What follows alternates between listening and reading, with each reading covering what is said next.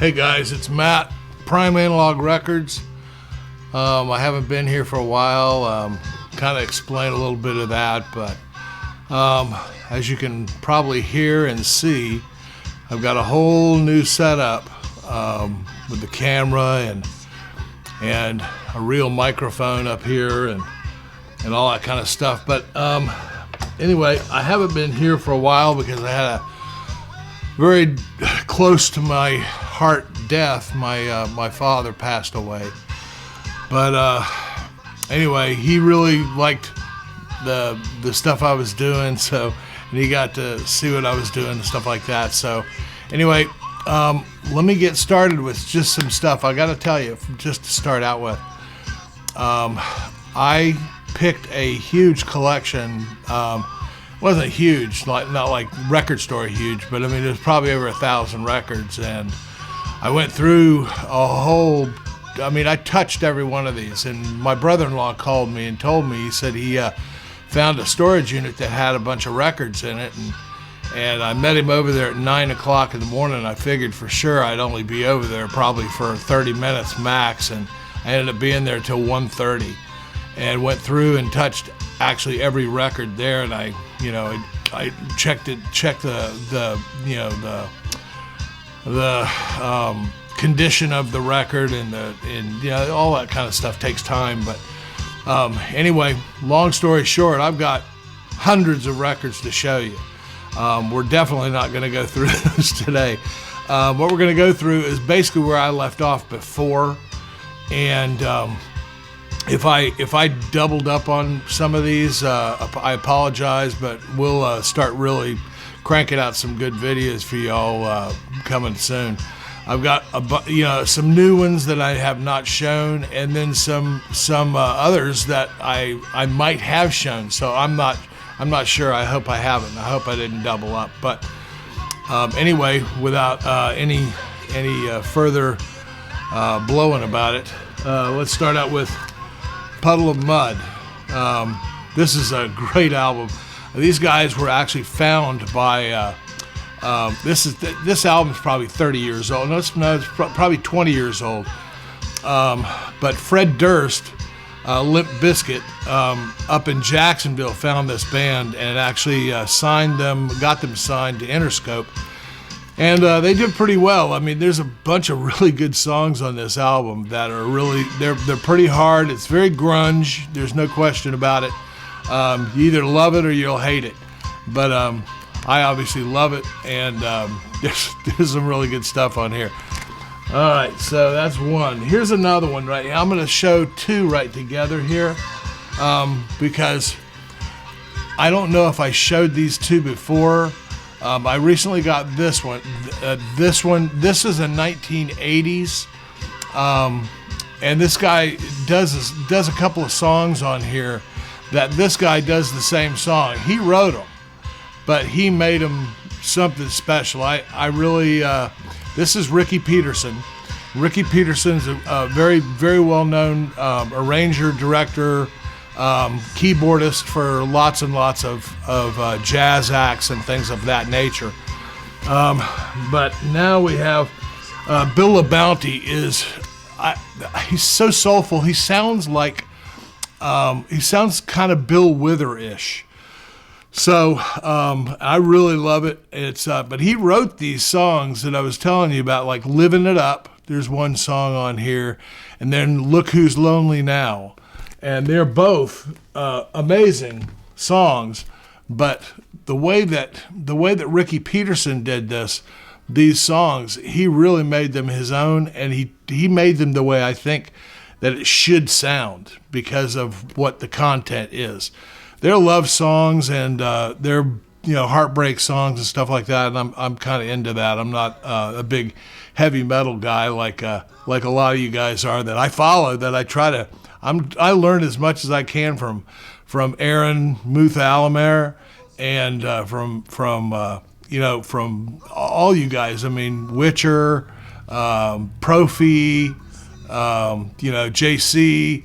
All you guys are teaching me as I go. So I'm learning stuff because there's a whole new bunch of rock out there. And what I wish you guys would do, I'm just just saying, because I called you out. I wish you guys would give us some kind of a point of reference what this group kind of sounds like. Things that are very mainstream that we'd know. Because some of this stuff you show and you'll go, this is great, it's amazing, and all this kind of stuff. And I have no reference of what it kind of sounds like. If it sounds kind of like Kiss, or sounds kind of like Motley Crue. Or, I mean, I can judge if I want to really start to get into it and spend the money on it. But anyway, so going back, what I was said the last time, and I had to take Mike from the In Groove. I'm just name dropping like a crazy fool today. But that's what happens when you don't go on video for a while. But Mike from the In Groove was talking about this album, and it's something special. Love Over Gold, Dire Straits, and I think I have found my new studio reference standard to show off my system, because this is it's just unbelievable. I mean, what it makes my system sound like. It gets out and breathes, and it really shows the dynamics of it. So, all right. So next one is a girl that I saw. First time I saw her, she was playing bass for Jeff Beck. And I was looking at this going, is that his daughter? I mean, really, is it? Because she's really young, really cute, and she had this great hair. But I mean, the stuff I saw her doing on bass, I was like, man, she's something special. It's this girl, Tal Wilkenfeld. And this is her solo album, and she's singing on it. She's written all the songs. She's really a prodigy for sure. She's not super young as she looks. I think she's in her 30s. But this is a great album. Actually, this album she promoted opening for The Who. And she went to Pete Townsend and said, can I open for you? And she found out through channels that they were looking for an opening act, and they definitely wanted to be congruent and actually sound good for their audience. And she sent them this demo, and he flipped, and he had them on tour, opening for The Who. That's pretty stunning right there in itself. I don't know if I showed this one before. This you can't even find on Spotify or on Apple, because I think he turned into a Christian artist, and his Christian music is really great. I've listened to it, and it really is. There's his album on Spotify that sounds great, and it's Christian music, and it definitely still is along the line of what he did in this album here. But he took this album, and I guess it was too secular, he thought, to be calling himself a Christian artist, and so I think he just took them down. But anyway, Brent Bourgeois is there's a song on here that talks about everybody's ex-girlfriend. It says "Dare to Fall in Love" is the song, and if you really want to hear it or pre-hear it, go on YouTube, and it's on there. But it's called Brent. The guy's name's Brent Bourgeois. He was the Bourgeois in Bourgeois Tag, and if anybody's familiar with that, which was a great group, and they had some hit songs too. So, but anyway, that's Brent Bourgeois. I'll try to speed this up a little bit. This is Sarah McLachlan, Surfacing, and I got this album first. I had it on CD years ago, and I got it for my daughter because I just got her and put together a system for her with a turntable and everything else like that. And I knew what she was really getting, the folksy kind of, Sarah McLachlan kind of stuff, and she'd never heard of her. But actually, when she was growing up, she loved this movie called Spirit, and the soundtrack was Jan Hammer, I think. No, maybe not. Maybe it was somebody else. I can't remember. It's gone over my head. But it was also co-written by what's his name? Bryan Adams. All you Canadians would jump on me for that. But she sang duets, several duets on that. And the moment my daughter heard this song, this album, she said, "Is that the girl from Spirit?" And I said, "Yeah, that's her." What a great album! And this is a music on vinyl, and it's really just a wonderful sounding record. It's dynamic and beautiful, and the tone of the piano is incredible. So, anyway, there's another one. All right, I'm gonna leave that for later, or not later, but another video. I got this because there's a music on vinyl that I found recently, and this is Velvet Revolver, and it's Contraband, and it's a great album. If you haven't heard this, you need to run out and get it. This version is really special.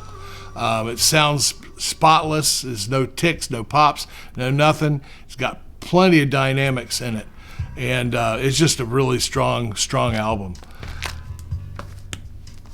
I'm starting to go a little bit into my vinyl finds, and I'm going to start doing this in probably by 10s or even 20s if I can slip it through that much. But I'm really trying to do these pretty fast. But everybody knows this album, Van Morrison, Moondance, and it's amazing. This is an amazing album. Everybody should have this in their collection, especially if they're into male vocalists.